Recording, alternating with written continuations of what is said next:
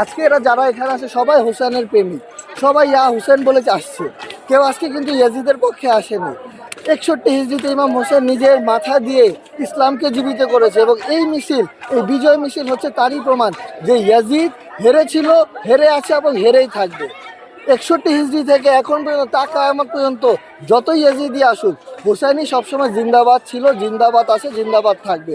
মহরম কেউ আটকাতে পারেনি, আটকাতে পারবে না। এই শোক মিছিল আমরা ইমাম হোসেনের স্মরণে, 72 শহদায়ে কারবালার স্মরণে আমরা প্রথম মহরম থেকে 10ই মহরম পর্যন্ত আমরা শহীদদের স্মরণ করে আজাদারি করি, মাতম করি, মজলিস করি এবং জুলুস করি। অসংখ্য ইমামবাড়া আছে আমাদের পুরান ঢাকার মধ্যে। আমরা পার্সোনালি আসলাম বড়কাটা ইমামবাড়া থেকে।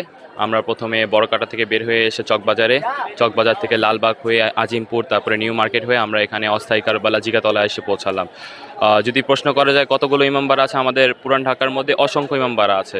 সবার ডেস্টিনেশন এখানেই, ফাইনাল ডেস্টিনেশনটা অস্থায়ীভাবে, যেটা আমরা কারবালা বলে গণনা করি।